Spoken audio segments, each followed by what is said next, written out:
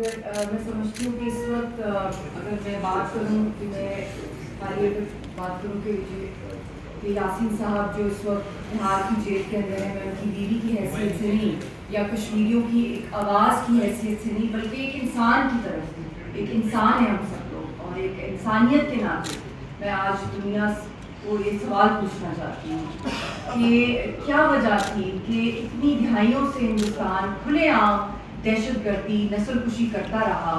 5 اگست کے بعد یہ آپ نے جو حالت دیکھی، ایک کے بعد سالوں سے ریپیٹ آپریشن ہوتا ہے ہندوستان کا. ایک تو میسیکرز ہوتے ہیں، سرچ آپریشن ہوتے ہیں، کشمیریوں کے گھروں کو جلا کے تباہ کر دیا جاتا ہے، اور پھر اس کے بعد فالس فلیگ آپریشن کر دیے جاتے ہیں.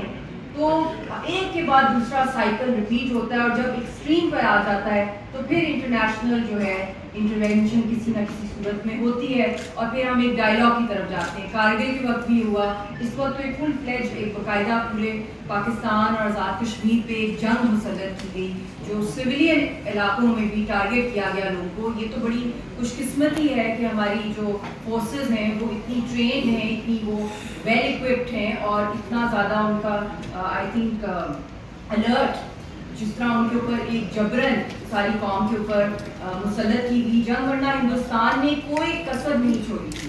اور اب لیٹسٹ جو رپورٹس آ رہی ہیں، کیونکہ ہمارے پائلٹس بھی one of the strongest the best I would say in the world, but انہوں نے جس طرح تیارے ان کی گرائے. مگر اب بات یہ ہے کہ جو مودی حکومت جو کچھ کر رہی ہے، جو سیز فائر اس وقت اناؤنس ہوا ہے، مگر میں سمجھتی ہوں کہ ابھی بھی بہت ہی ایلوسو ہے، یہ بہت ویک سیز فائر ہے، کیونکہ مودی کے جو بیانات، جو اسٹیٹمنٹس، اور جو ان کا میڈیا ہے، اور جس آئی تھنک ایک ہندوستان کی جو نئی اسٹیبلشمنٹ ان کا میڈیا بن گیا ہے، اور آج دنیا کے اندر ایک دفعہ پھر جو ایکسپوز ہو گیا ہے ہندوستان کی سرکار کے یہ جو اپنے آپ کو سو کالڈ بگیسٹ ڈیموکریسی کہتے تھے، یہ دنیا کی سب سے بڑی فیشسٹ رجیم کے طور پر جو ہے وہ ڈکلیئر ہو گئی ہے. چاہے وہ یورپ کے اندر ہو، چاہے وہ امریکہ میں ہو، چاہے وہ عرب ورلڈ میں، ایوری بڈی ناؤ نوز ویری کلوزلی. جو ہم لوگ کشمیری قوم کب سے یہ چیخیں ماری تھی، پکاری تھی کہ یہ سب سے بڑا دہشت گرد ہے ہندوستان کا اسٹیٹ اسپانسر ٹیررزم،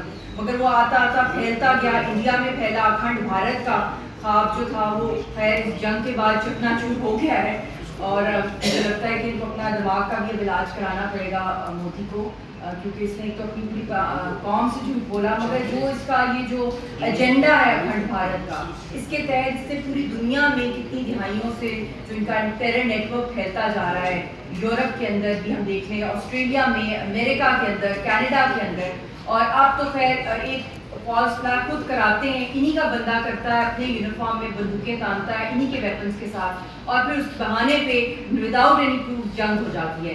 اب میں جو انٹرنیشنل گارنٹیز آ رہے ہیں، میرا ان کو ایک ہی پیغام ہے کہ ہمیں لپ سروس نہیں چاہیے، ہمیں بیان بازیاں بس ہوگی، اب سلوشن چاہیے. ہم آر یا پار والی بات ہے، یا تو آپ کہہ دیں کہ آپ نے صرف ڈائلاگز دینے ہیں اور تھوڑی سی بریک کرنی ہے، ہندوستان کو آپ نے ٹائم دینا ہے، اور پھر وہ اگلی جنگ مسلط کر دیں. کشمیریوں پہ تو ابھی بھی چل رہی ہے، بلکہ میں یہ بھی بات کہنا چاہتی ہوں کہ اس آپریشن پہلگام کے بعد جو انہوں نے فالس فلیگ کیا ہے، اس کے بعد پاکستان پہ تو آزاد کشمیر پہ حملہ تو کیا ہے، مگر جو اتنی زیادہ جو ہے میں کہتی ہوں جینوسائڈل ایکٹس بڑھ گئے، کھلے عام لوگوں کو جو یہ شوٹ کر رہے ہیں، ہزاروں کی تعداد میں اور لوگوں کو یہ اریسٹ کر رہے ہیں، اور ہمارے پاس کوئی ایگزیکٹ اسٹیٹسٹکس ہے ہی نہیں.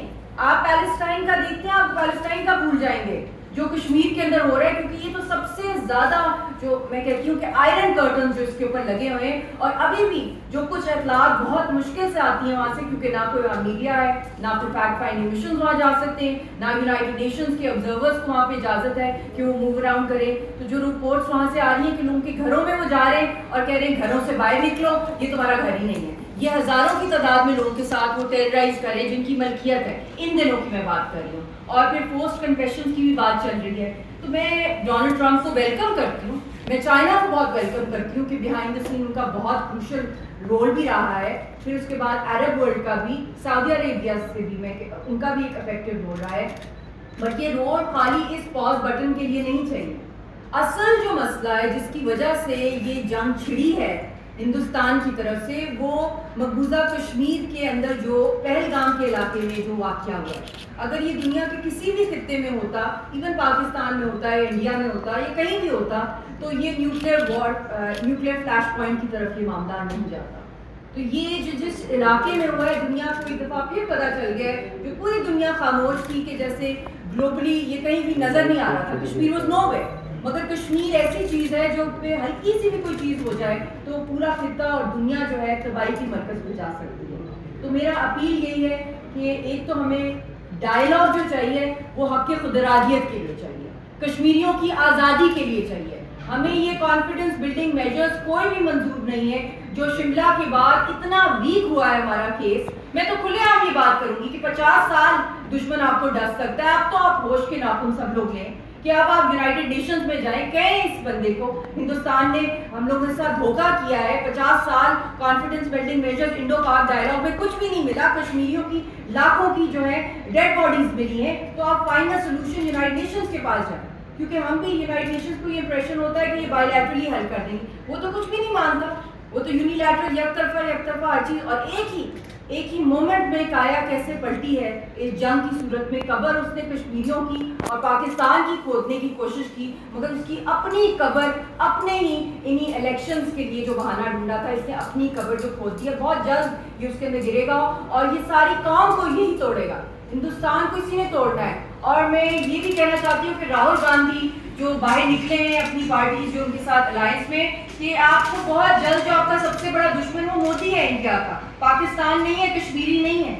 تو آپ دیکھیں جو موومنٹ جو وقت بل کے بعد جو کچھ چل رہا ہے, جو آگ اس نے لگا دی ہے پورے خطے کے اندر, اور ابھی بھی جو اس کو جنگی جنون ہے کیونکہ اس کو اتنی بدترین ڈیفیٹ ملی ہے کہ وہ کسی بھی حد تک اب ایک دفعہ اور کر سکتا ہے. ہی سو انٹرینڈ انپروفیشنل یہ لوگ ہیں, اور ان کے ہاتھ میں نیوکلیئر کمانڈز ہیں. I'm appealing to the world. He is mentally, he is not stable. He is a patient. He needs to be given medical treatment, because if he goes towards another war stunt this time and he has the nuclear commands, anything can happen in the world. Even after this ceasefire, we know how much pressure was on Modi, and he begged Americans to stop this war because he could see how they were all failing, and it was just for one election, petty election. This is the extent he went to. So today I am speaking not just as a wife of one of the greatest leaders of the Kashmir movement, Mohammad Yasin Malik, or as one of the worst victims of oppression of a divided family who hasn't seen her husband for 11 and a half years, and my daughter hasn't seen her father, but I am speaking as a human being. Please consider Kashmiris as human beings. Give them that right to plebiscite. Give them that right to freedom. We also have a right to identity. We do not believe in any dialogue with India if it does not have the core issue of Kashmir, and we do not trust, frankly speaking, this Modi regime. And it is the responsibility of the international guarantors, especially America, China, and the regional powers and the world bodies, the OIC and the permanent five countries.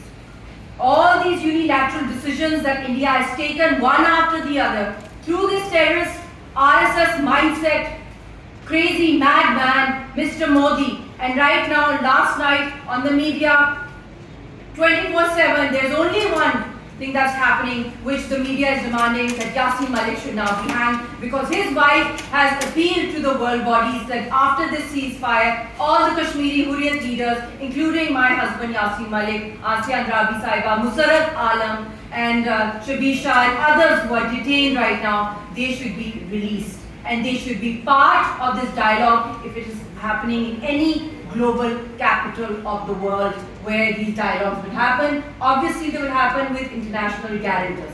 Otherwise, all these statements, all these tweets will have no meaning if we do not have take credible actions. And if Modi is not willing, if he is not willing, I appeal to the world. He, at this moment in time, defense sanctions should be imposed on India, and economic sanctions. How dare they kill innocent civilians on the international border, Azad Kashmir, and in occupied Kashmir. Azad Kashmir, occupied Kashmir falls under the UN, and attacking another country's sovereignty.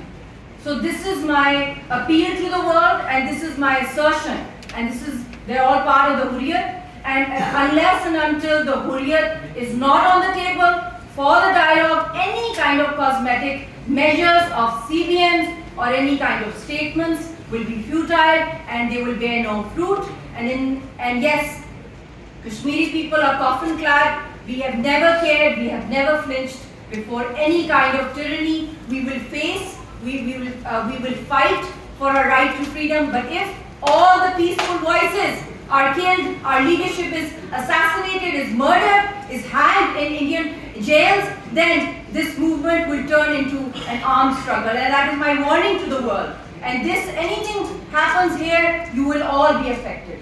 So this is the time during this ceasefire, make it a permanent ceasefire and make it solution oriented and a final solution. Thank you.